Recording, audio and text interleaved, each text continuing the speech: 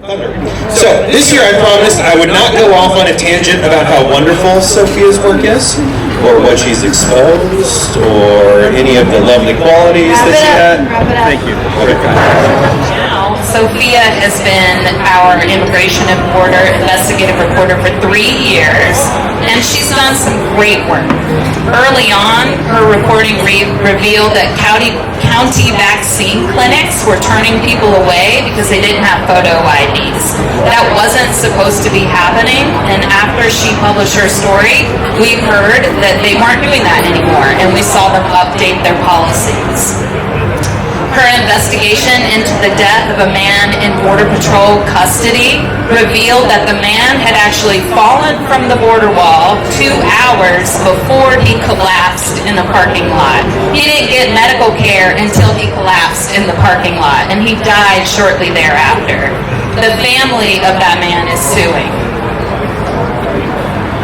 After Sophia investigated allegations of abuse against an on-duty Border Patrol agent, the district attorney announced charges, and they were against the agent for the same incidents that she revealed publicly in her reporting. Sophia's also dug into medical emergencies at the border. She's pulled records from all sorts of public agencies. She's done a tremendous job, and she's been able to show with specific examples how Border Patrol often either gives or denies access, delaying access to people who are in critical condition and need medical care. Her range is exceptional. She'll take any story, which I love as an editor. I love it when reporters say, yeah, I'll write that story. And lately, she's been laser focused on investigating Border Patrol's enforcement strategy and telling stories of people impacted by this administration's deportation agenda. She's also just an awesome human and colleague. We adore her. No, you cannot hire her, okay? It's not happening. You're on notice. Please help me congratulate Sofía Mejías-Pascoe, our 2025 Journalist of the Year. Thank you, SBJ, for this recognition. I feel very honored to stand in front of all of you. I was born and raised in San Diego. I listened to KPBS every morning as my mom drove me to school. I interned at City Beat, and I interned at the Union Tribune, Voice of San Diego, and Inewsource, as Jamie mentioned. And that's all to say thank you to this community of journalists. I may not know all of you, but your work has without a doubt shaped my career. It is the example that all of you have set that has led me to where I am today, and that will lead aspiring journalists into the future. There's so much I've covered over the past year that has left an impact on me.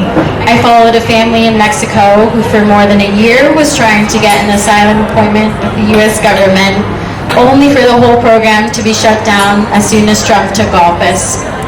In January 2024, a group of colleagues and I spent 48 hours straight covering a makeshift holding area for migrants who had just covered the border.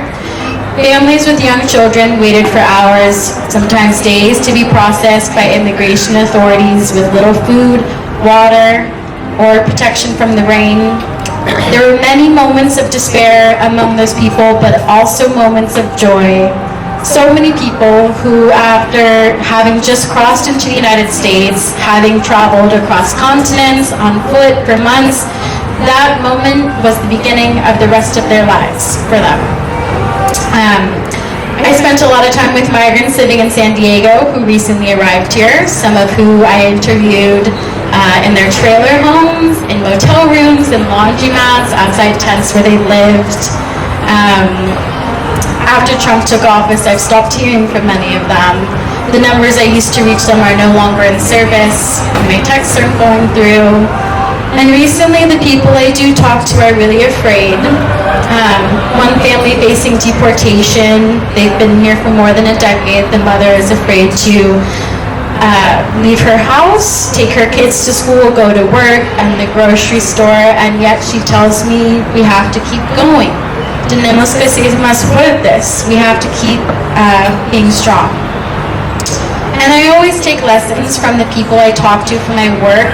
Journalists are often cynical people, maybe some of you know that, and sometimes it's the people that we report on who have more hope than any of us. So thank you to the people who have not only given me hope, but who have let me into their quiet lives over the years and have allowed me to share their story with the world. I want to give my thanks to a few more people, specifically Lori Hearn, who couldn't be here tonight, but I'm sending my thanks to you. You are a relentless advocate of journalism. You've led our newsroom with grace and resilience.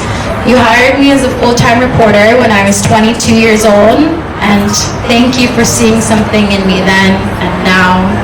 Jamie Self, my editor, thank you for your patience. This job has been challenging, to say the least, and you have been unwavering in your support, while also pushing me to produce the best work I can. Whenever I've told you I need more time to get to the bottom of something, you have said, keep digging, so thank you. My colleagues on the Inewsource team, I am always inspired by your passion, your sensitivity, your thoughtfulness. I've learned so much from all of you, and I'm lucky to work alongside you. My family is here tonight. My mom, my dad, my sister and her husband, who got a babysitter to be here tonight, which is a big deal. Thank you for cheering me on. These are tough times on this beat for people in these communities and across this country. Masked federal agents are raiding restaurants, stores, gas stations. Essentially, the entire asylum system has been shut down.